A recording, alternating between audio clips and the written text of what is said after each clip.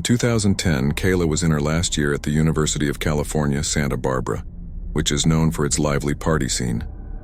One Friday night, Kayla and her friends were at a big party.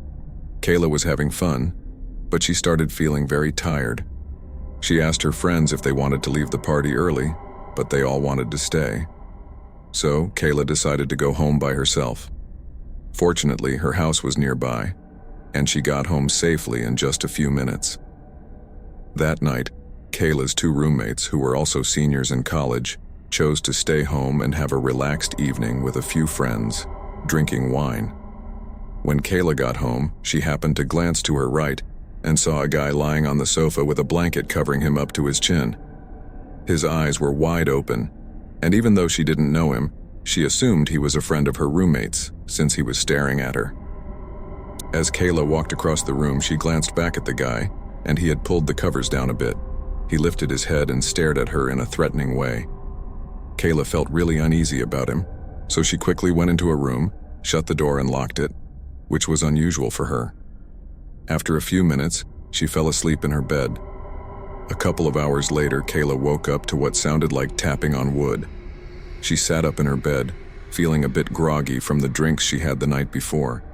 At first, she was disoriented, but then she realized that the tapping sound was someone drumming their fingers on the outside of her door. As Kayla's senses sharpened, she felt a surge of unease creeping in. The tapping and scratching outside her door seemed out of place, especially in the quiet of the night. She strained to listen, her heart quickening with each scratch. Was it a prank or something more sinister? The mystery lingered, casting shadows in her mind. Despite her efforts to dismiss it, the scratching persisted, a persistent reminder of an intruder lurking just beyond her reach. With a mixture of apprehension and determination, Kayla braced herself for what might unfold next, her instincts urging her to stay vigilant in the face of uncertainty. She wondered who it could be. Suddenly, the tapping stopped, and she heard scratching instead. Now Kayla is thinking whether the guy from the couch is playing a joke on her. She considers going to the door to tell him to stop, but the scratching becomes louder and more menacing. Kayla decides not to confront him and instead texts her roommate, asking them to come and deal with their friend who's bothering her. However, she doesn't get a response from her roommate. As Kayla's frustration escalates, she sends another text to her other roommate, pleading for their intervention, but to no avail. The scratching on the door ceases, only to be replaced by the ominous sound of the doorknob being manipulated. Kayla's irritation mounts as she interprets the situation as a senseless prank. Despite her vocal protests, the intruder persists in their unsettling actions. Realizing the urgency of the situation, Kayla resolves to contact her roommates directly, determined to rouse them from their slumber and confront the looming threat together.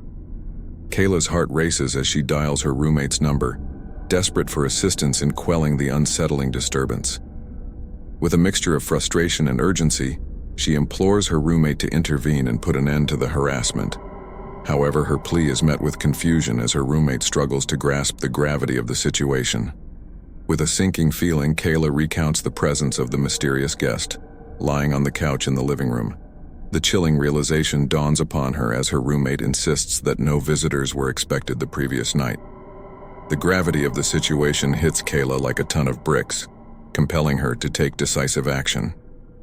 With trembling hands, she contemplates the gravity of the situation, realizing that the only recourse is to involve the authorities.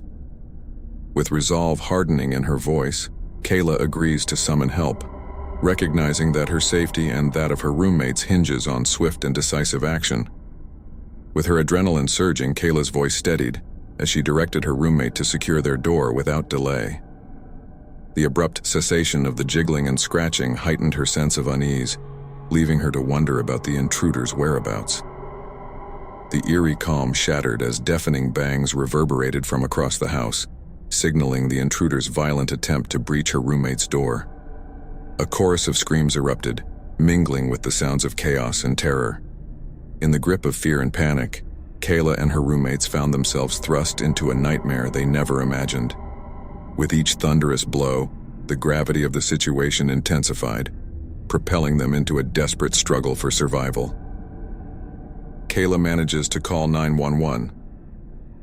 As the house filled with scary noise and confusion, Kayla's thoughts raced with all the frightening things that might happen if the door broke down. The loud banging made them feel less safe.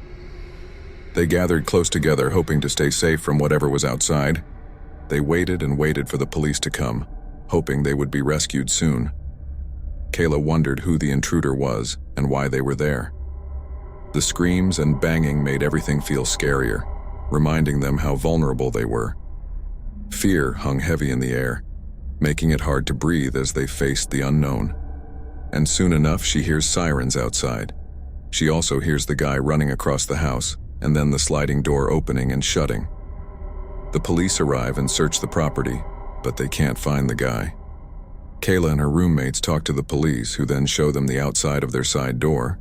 There are scratch marks all over the doorknob and around the latch. The police explain that it looks like the guy was able to break into their house through this door. When the police asked the girls to give their statements, they started with Kayla.